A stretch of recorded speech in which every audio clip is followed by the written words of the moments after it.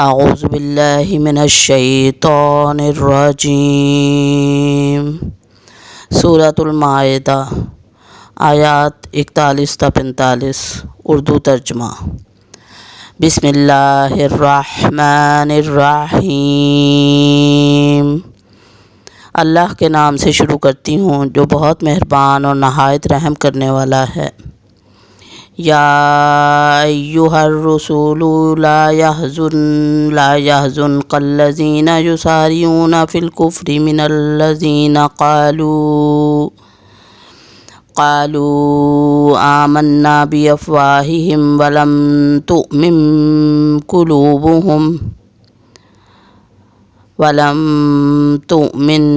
قلوبہم ومن الذین ہادوا سماعون للکذب سماعون لقوم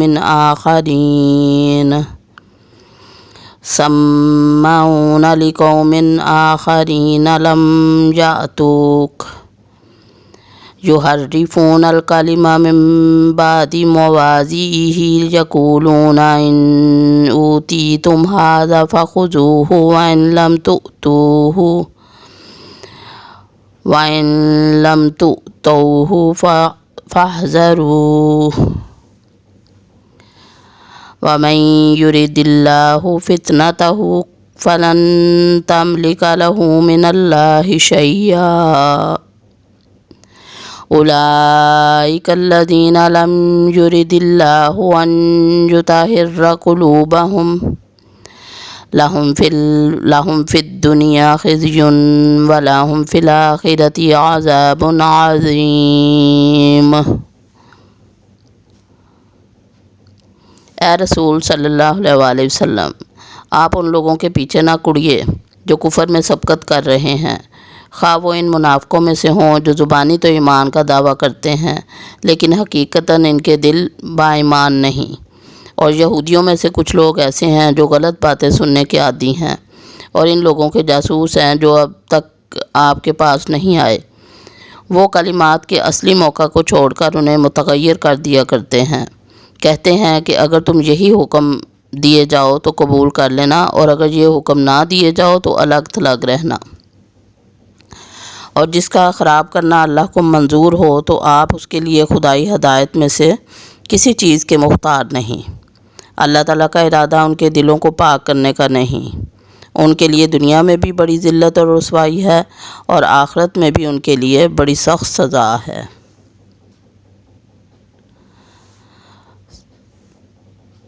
سماعون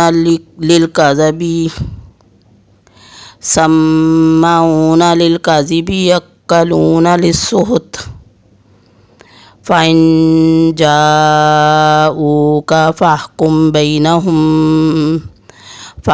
بَيْنَهُمْ أَوْ أَعْرِضْ عَنْهُمْ وَإِن تُعْرِضْ عَنْهُمْ فَلَن يَضُرُّوكَ شَيْئًا وَإِن حَكَمْتَ فَاحْكُم بَيْنَهُمْ بِالْقِسْطِ إِنَّ اللَّهَ يُحِبُّ الْمُقْسِطِينَ۔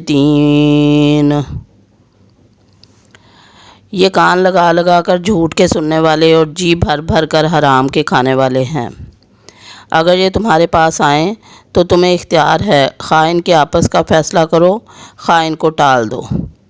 اگر تم ان سے منہ بھی پھیرو گے تو بھی یہ تم کو ہرگز کوئی ضرر نہیں پہنچا سکتے، اور اگر تم فیصلہ کرو تو ان میں عدل و انصاف کے ساتھ فیصلہ کرو، یقیناً عدل والوں کے ساتھ اللہ محبت رکھتا ہے۔ وَكَيْفَ يُحَكِّمُونَكَ وَعِندَهُمُ التَّوْرَاةُ فِيهَا حُكْمُ اللَّهِ ثُمَّ يَتَوَلَّوْنَ مِن بَعْدِ ذَلِكَ وَمَا أُولَئِكَ بِالْمُؤْمِنِينَ۔ تعجب کی بات ہے کہ وہ کیسے اپنے پاس تورات ہوتے ہوئے جس میں احکام الہی ہیں تم کو منصف بناتے ہیں، پھر اس کے بعد بھی پھر جاتے ہیں، دراصل یہ ایمان و یقین والے ہیں ہی نہیں۔ اِنَّا أَنزَلْنَا التَّوْرَاةَ فِيهَا هُدًى وَنُورٌ يحكم بها النبيون الذين أسلموا للذين هادوا والربانيون والأحبار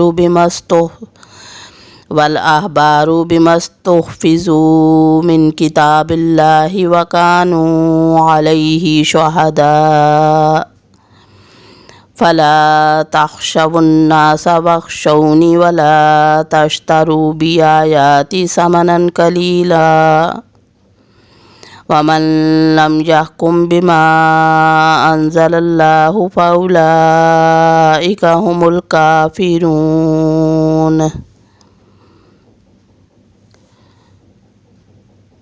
ہم نے تورات نازل فرمائی ہے جس میں ہدایت و نور ہے۔ یہودیوں میں اسی تورات کے ساتھ اللہ تعالیٰ کے ماننے والے انبیاء علیہم السلام اور اہل اللہ اور علماء فیصلے کرتے تھے، کیونکہ انہیں اللہ کی اس کتاب کی حفاظت کا حکم دیا گیا تھا اور وہ اس پر اقراری گواہ تھے۔ اب تمہیں چاہیے کہ لوگوں سے نہ ڈرو اور صرف میرا ڈر رکھو، میری آیتوں کو تھوڑے تھوڑے مول پر نہ بیچو، اور جو لوگ اللہ کی اتاری ہوئی وحی کے ساتھ فیصلے نہ کریں وہ پورے اور پختہ کافر ہیں۔ وَكَتَبْنَا عَلَيْهِمْ فِيهَا أَنَّ النَّفْسَ بِالنَّفْسِ وَالْعَيْنَ بِالْعَيْنِ وَالْأَنْفَ بِالْأَنْفِ وَالْأُذُنَ بِالْأُذُنِ وَالسِّنَّ بِالسِّنِّ وَالْجُرُوحَ قِصَاصٌ فَمَن تَصَدَّقَ بِهِ فَهُوَ كَفَّارَةٌ لَهُ وَمَن لَّمْ يَحْكُم بِمَا أَنزَلَ اللَّهُ فَأُولَئِكَ هُمُ الظَّالِمُونَ۔ اور ہم نے یہودیوں کے ذمہ تورات میں یہ بات مقرر کر دی تھی کہ جان کے بدلے جان اور آنکھ کے بدلے آنکھ اور ناک کے بدلے ناک اور کان کے بدلے کان اور دانت کے بدلے دانت اور خاص زخموں کا بھی بدلہ ہے۔ پھر جو شخص اس کو معاف کر دے تو وہ اس کے لیے کفارہ ہے، اور جو لوگ اللہ کے نازل کیے ہوئے کے مطابق حکم نہ کریں تو وہی لوگ ظالم ہیں۔ صدق اللہ العظیم۔